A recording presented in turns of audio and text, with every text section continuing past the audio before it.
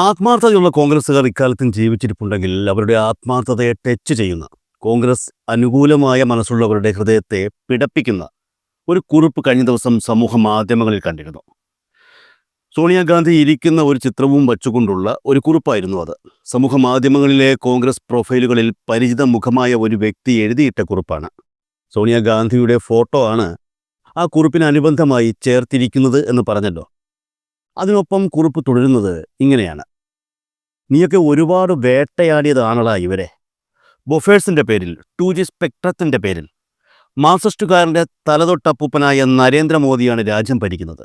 അതേ നരേന്ദ്രമോദിയുടെ അരുമയായ പിണറായി വിജയനാണ് സംസ്ഥാനം ഭരിക്കുന്നത്. എൻജിൻ ഓഫാക്കി വഴിയരികിൽ ഒതുക്കിയിട്ടിരിക്കുന്ന ശബരിമല SITയെ നേരെ ഡൽഹിയിലേക്ക് അയച്ച് അവരെ അറസ്റ്റ് ചെയ്ത് കൊണ്ടുവന്ന് കേരളത്തിലെ ഏതെങ്കിലും ജയിലിൽ അടയ്ക്കണമെന്നേ. അതല്ലാതെ അനിൽകുമാറിനെയും ജയിക്കിനെയും പോലുള്ള ഏഴാം കൂലികളെ ഇറക്കിവിട്ട് പിതൃശൂന്യത പറയിപ്പിക്കുകയല്ല ചെയ്യേണ്ടത്. ഇത്രയുമാണ് കുറിപ്പ്. ഇതെന്താ സംഭവമെന്ന് മനസ്സിലായോ? ഇത്രയും നാൾ പറഞ്ഞുകൊണ്ട് നടന്ന പിതൃശൂന്യത, നാടൻ ഭാഷയിൽ പറഞ്ഞാൽ തനി തന്തയില്ലാത്തരം, തിരിച്ച് അതുപോലെ കിട്ടുമ്പോഴുള്ള കരച്ചിലാണ് ഈ കേട്ടത്. ഈ കുറിപ്പിൽ നിന്നും കാര്യം വ്യക്തമാണ്. കഴിഞ്ഞ ദിവസങ്ങളിൽ പുറത്തു വന്ന ചില വിവാദങ്ങളുടെയും അതുപോലെ വളരെ പ്രധാനപ്പെട്ട കുറച്ച് ചിത്രങ്ങളുടെയും അടിസ്ഥാനത്തിൽ ശബരിമലയിലെ സ്വർണ്ണക്കൊള്ള കേസ് കോൺഗ്രസ്സുകാർ ഇതുവരെ എന്താണോ പറഞ്ഞുകൊണ്ട് നടന്നത് അതിനു നേരെ ഓപ്പോസിറ്റ് ആയിക്കൊണ്ടിരിക്കുകയാണ്. സോണിയാഗാന്ധിക്കൊപ്പം ഈ പറയുന്ന ഉണ്ണികൃഷ്ണൻ പോറ്റി നിൽക്കുന്ന ചിത്രം എത്രത്തോളം പ്രശ്നമുള്ളതാണ് എന്ന് ഈ സംഭവത്തെപ്പറ്റി കൂടുതൽ അറിയാത്തവർക്ക് ഒരു സംശയമുണ്ടാകും. സോണിയാഗാന്ധിയെ പോലെയുള്ള ഒരു ഹൈ പ്രൊഫൈലായ വ്യക്തി ഉണ്ണികൃഷ്ണൻ പോറ്റിക്കൊപ്പം നിന്ന് ഫോട്ടോ എടുക്കുന്നതിൽ യാതൊരു തെറ്റും ഉണ്ടാവാൻ വഴിയില്ല. കാരണം സാധാരണ കോൺഗ്രസ് നേതാക്കളും അതുപോലെ പ്രധാനപ്പെട്ട പ്രവർത്തകരും ഒക്കെ സോണിയാഗാന്ധിയെ കണ്ടുമുട്ടുന്ന സമയത്ത് സാഹചര്യങ്ങൾ അനുകൂലമാണെങ്കിൽ ഒരുമിച്ച് നിന്ന് ഫോട്ടോ എടുക്കാറുണ്ട്. പക്ഷേ ഇവിടെ അതല്ല പ്രശ്നം. സ്വർണ്ണക്കൊള്ള കേസ് CPM എന്ന രാഷ്ട്രീയ പാർട്ടിക്കെതിരെ വലിയൊരു ആയുധമായി കോൺഗ്രസ് ഉപയോഗിച്ചിട്ട് നിൽക്കുകയാണ്. മാത്രമല്ല, കോൺഗ്രസ് ഉപയോഗിച്ച ആ ആരോപണം വലിയ രീതിയിൽ വിജയിക്കുകയും ഈ പറയുന്ന തദ്ദേശ സ്വയംഭരണ തെരഞ്ഞെടുപ്പിൽ കോൺഗ്രസ് മേൽക്കൈ ഉണ്ടാക്കുകയും ചെയ്തിരിക്കുന്നു. അക്കാര്യത്തിൽ ആർക്കും സംശയമില്ലല്ലോ. ഈ സ്വർണ്ണക്കൊള്ളയുടെ കേന്ദ്ര ആണി ഉണ്ണികൃഷ്ണൻ പോറ്റിയായിരുന്നു എന്ന വിവരവും എല്ലാവർക്കും അറിയാം. ഈ ഉണ്ണികൃഷ്ണൻ പോറ്റിയാണ് സോണിയാഗാന്ധിക്കൊപ്പം നിൽക്കുന്ന ചിത്രം ഇപ്പോൾ പുറത്തു വന്നിരിക്കുന്നത്. പക്ഷേ അത് ചേർന്ന് നിൽക്കുന്ന ചിത്രമല്ല എന്നുള്ളതാണ് യാഥാർത്ഥ്യം. പകരം കയ്യിൽ സ്വർണ്ണ ബ്രേസ്ലെറ്റ് കെട്ടിക്കൊടുക്കുന്ന ചിത്രമാണ്. അതുമാത്രമല്ല, ഉണ്ണികൃഷ്ണൻ പോറ്റി സോണിയാഗാന്ധിക്ക് ബ്രേസ്ലെറ്റ് കെട്ടിക്കൊടുക്കുന്ന ആ ചിത്രവുമായി ബന്ധപ്പെട്ട മറ്റു ചില പ്രധാന സംഗതികൾ കൂടി ഉണ്ട്. ശബരിമലയിൽ നിന്ന് ഉണ്ണികൃഷ്ണൻ പോറ്റി അടിച്ചുമാറ്റിയ സ്വർണം വാങ്ങിയ കർണാടക ബെല്ലാരിയിലെ ഗോവർദ്ധന്റെ റോഥം ജ്വല്ലറിയിൽ പൂജകൾ നടത്തിയത് ശബരിമല തന്ത്രി കണ്ഠരര് മഹേഷ് മോഹനര് ആണെന്ന് ഇപ്പോൾ പുറത്തു വരുന്ന വാർത്തകൾ. അതായത് കണ്ഠരര് മോഹനരുവിൻ്റെ മകൻ. ഇപ്പോൾ കാര്യങ്ങൾ വ്യക്തമായി തെളിഞ്ഞു വരുന്നുണ്ട്. ഉണ്ണികൃഷ്ണൻ പോറ്റി ശബരിമലയിൽ എത്തുന്നത് ഉമ്മൻചാണ്ടി മുഖ്യമന്ത്രിയും VS ശിവകുമാർ ദേവസ്വം മന്ത്രിയും പ്രയാർ ഗോപാലകൃഷ്ണൻ ദേവസ്വം ബോർഡ് പ്രസിഡന്റും ആയിരുന്ന കാലത്താണ്. തന്ത്രി കുടുംബം അതറിഞ്ഞുകൊണ്ടാണെന്നുള്ള കാര്യം ഉറപ്പാണല്ലോ. ശബരിമല സ്വർണ്ണപ്പാളി വിവാദം ഉയർന്നു വന്ന ഘട്ടത്തിൽ ഇപ്പോൾ അറസ്റ്റിലായ ബെല്ലാരി റോഥം ജ്വല്ലറി ഉടമ ഗോവർദ്ധൻ മാതൃഭൂമി ന്യൂസിനോട് പറഞ്ഞത് ശബരിമല ശ്രീകോവിലിൻ്റെ വാതിൽ സ്വർണം പൊതിയാൻ വേണ്ടി സ്വർണം വഴിപാടായി നൽകിയത് താൻ ആണെന്നാണ്. ഈ വഴിപാട് നൽകിയത് ഉണ്ണികൃഷ്ണൻ പോറ്റി വഴിയാണ്. അയ്യപ്പ ഭക്തൻ എന്ന നിലയിൽ കിട്ടിയ അവസരം പുണ്യമായി കരുതിയാണ് ഇത് ചെയ്തതെന്നും പുള്ളിക്കാരൻ എന്ന് വ്യക്തമാക്കി. വർഷങ്ങളായി തനിക്ക് ഉണ്ണികൃഷ്ണൻ പോറ്റിയെ അറിയാമെന്ന് ഗോവർദ്ധൻ പറയുന്നു. കൃത്യമായി ഓർക്കുന്നില്ലെങ്കിലും 2012 2013 ആണ് ശ്രീരാമപുരം അയ്യപ്പസ്വാമി ക്ഷേത്രത്തിൽ വച്ച് താൻ ഉണ്ണികൃഷ്ണൻ പോറ്റിയെ പരിചയപ്പെട്ടതെന്നും ഗോവർദ്ധൻ മാതൃഭൂമി ന്യൂസിനോട് പറഞ്ഞിരുന്നു. ശ്രീകോവിലിൻ്റെ വാതിൽ പൊതിയാനുള്ള 320 ഗ്രാം സ്വർണം പോറ്റി വഴി സംഭാവന ചെയ്തു എന്നും പുള്ളി വ്യക്തമാക്കിയിരുന്നു. അതായത് ശബരിമലയിലെ കളവ് മുതൽ വാങ്ങി വച്ചിട്ട് അതിൽ നിന്ന് കുറച്ച് ശബരിമലയിലേക്ക് തന്നെ സംഭാവന ചെയ്തു ആ നല്ലവനായ ഉണ്ണി. ശബരിമലയിലെ സ്വർണ്ണമോഷണത്തിൽ ദേവസ്വം ബോർഡ് ഭരണസമിതിയുടെ വീഴ്ചയേക്കാൾ തന്ത്രി കുടുംബത്തിന് പങ്കാളിത്തമുണ്ട് എന്നുള്ളതാണ് ഇതിൽ നിന്നൊക്കെ മനസ്സിലാകുന്നത് എന്നാണ് ഇപ്പോഴത്തെ സൂചനകൾ പറയുന്നത്. ഉണ്ണികൃഷ്ണൻ പോറ്റി ശബരിമലയിൽ പൂണ്ടു വിളയാടിയത് തന്ത്രി കുടുംബത്തിൻ്റെ പിന്തുണയുള്ള പൂണൂലിട്ട ബ്രാഹ്മണനായതുകൊണ്ടാണ് എന്നുള്ള കാര്യം ഉറപ്പാണല്ലോ. സായിപ്പിനെ കണ്ടാൽ കവാത്ത് മറക്കുമെന്ന് പറയുന്നത് പോലെ പൂണൂലിട്ടവനെ കണ്ടപ്പോൾ തങ്ങളുടെ ഭരണപരമായ ഉത്തരവാദിത്തങ്ങൾ മറന്നവരാണ് പത്മകുമാറും N വാസുവും. അതിൻ്റെ വില അവരിപ്പോൾ അനുഭവിച്ചു കൊണ്ടിരിക്കുകയാണ്. ഇനി അതിനപ്പുറത്ത് പോറ്റിയിൽ നിന്ന് എന്തെങ്കിലും നേട്ടങ്ങൾ ഇവർ കൈപ്പറ്റിയിട്ടുണ്ട് എങ്കിൽ മറ്റുള്ളവരെക്കാൾ കടുത്ത ശിക്ഷ ഇവർ അനുഭവിക്കണം എന്നുള്ളതിന് ഒരു ഇടതുപക്ഷ ചിന്താഗതിക്കാരനും ഒരു സംശയവും ഉണ്ടാകില്ല. SITയുടെ അന്തിമ റിപ്പോർട്ട് വരുന്നതുവരെ കാത്തിരുന്നാൽ മാത്രം മതി, കാര്യങ്ങൾ വ്യക്തമാകും. അതിനിടയിലാണ് കുഞ്ഞബ്ദുള്ളയുടെ പോറ്റിയെ കയറ്റിയത് ആരപ്പ എന്ന പരടി ഗാനം വരുന്നത്.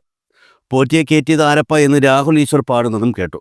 പ്രിയപ്പെട്ട രാഹുൽ ഈശ്വർ അറിയാൻ, തങ്ങളുടെ മുത്തച്ഛനും മാമന്മാർക്കും അച്ഛനന്മാർക്കുമൊക്കെ പോറ്റിയെ കയറ്റിയതിൽ പങ്കുണ്ടെന്ന് വ്യക്തമായിക്കൊണ്ടിരിക്കുകയാണ്.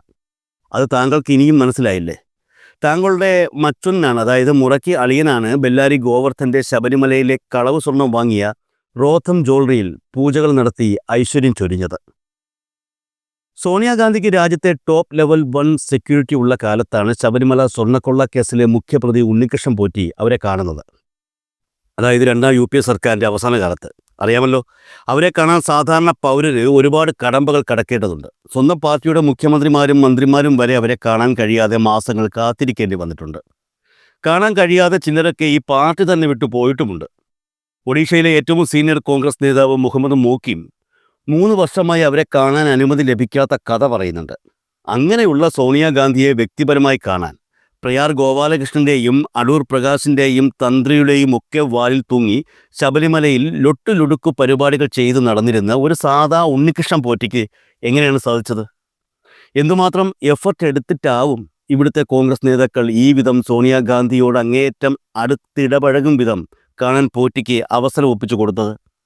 ഇത്ര ബുദ്ധിമുട്ടി കേവലം ഒരു പോറ്റിയെ ഡൽഹിയിൽ എത്തിക്കാൻ മാത്രം എന്ത് ബന്ധമാണ് ഇവിടുത്തെ സംശയദൃഷ്ടിയുള്ള കോൺഗ്രസ് നേതാക്കൾക്ക് ഈ പോറ്റിയോട് ഉണ്ടായിരുന്നത്? സാധാരണ ബന്ധം കൊണ്ട് ഇതൊരിക്കലും സാധിക്കില്ല. അവരതിന് ശ്രമിക്കുകയുമില്ല. ഇവിടെ തെളിയുന്നത് പോറ്റിയുമായുള്ള ദീർഘകാല അസാധാരണ റിലേഷൻ തന്നെയല്ലേ? ഇത്രമാത്രം റിസ്ക് എടുക്കുന്ന വിധം പോറ്റിയുമായി എന്ത് ബന്ധമാണുള്ളത്? പോറ്റിക്ക് മാത്രമല്ല, അയാളുമായി ദുരൂഹ ഇടപാടുകൾ ഉണ്ടായിരുന്ന സ്വർണ്ണപ്പാളി വാങ്ങിയ ഗോവർദ്ധനും ഈ അവസരങ്ങൾ കിട്ടി. ഈ ചോദ്യത്തിൽ എന്തുത്തരം നൽകിയാലും പോറ്റിയെ കയറ്റിയെ എന്ന വരികൾക്ക് സമ്പൂർണമായ യഥാർത്ഥ മറുപടി അതിലുണ്ട്. ചെന്നിത്തല ഉന്നയിച്ച 500 കോടിയുടെ പുരാവസ്തു ആരോപണം, അതിലെ ഇറ്റലി ബന്ധമൊക്കെ കറങ്ങിത്തിരിഞ്ഞ് ചെല്ലുന്നത് കോൺഗ്രസ് ഹൈക്കമാൻഡിലേക്കാണ്. ഇന്ദിരാഗാന്ധി പ്രധാനമന്ത്രി ആയിരിക്കെ ഇന്ത്യയിൽ നിന്ന് ഒട്ടേറെ പുരാവസ്തുക്കൾ ഒളിഞ്ഞും തെളിഞ്ഞും ഇറ്റലിയിലേക്ക് കടത്തി എന്നത് അങ്ങാടിപ്പാട്ടാണ്. സോണിയാഗാന്ധിയുടെ സഹോദരിക്ക് ഇറ്റലിയിൽ അനുഷ്ക, ഗണപതി എന്നീ പേരുകളിൽ 2 പുരാവസ്തു കച്ചവട സ്ഥാപനം ഉണ്ട് എന്നതും ചെന്നിത്തലയുടെ പുരാവസ്തു ആരോപണവുമായി കൂട്ടിച്ചേർന്ന് നിൽക്കുന്നുണ്ട്. സംസ്ഥാനങ്ങളിലെ കോൺഗ്രസ് നേതാക്കൾക്ക് പോലും കൂടിക്കാഴ്ച അപ്രാപ്യമായ സോണിയാഗാന്ധിയുമായി ഉണ്ണികൃഷ്ണൻ പോറ്റിക്ക് എങ്ങനെ കൂടിക്കാഴ്ച സാധ്യമായി?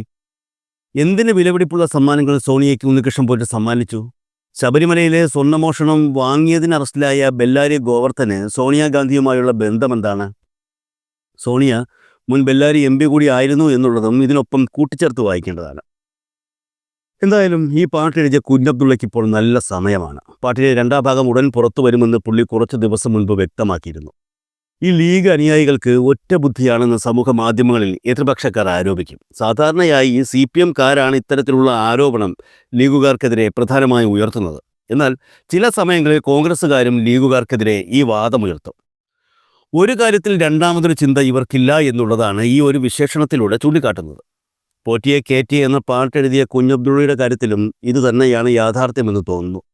ശബരിമല സ്വർണ്ണക്കൊള്ളയുടെ വിഷയം പുറത്തു വന്ന സമയത്ത് മറ്റൊന്നും നോക്കാതെ പുള്ളിക്കാരൻ ഒരു പാട്ടങ്ങ് എഴുതി.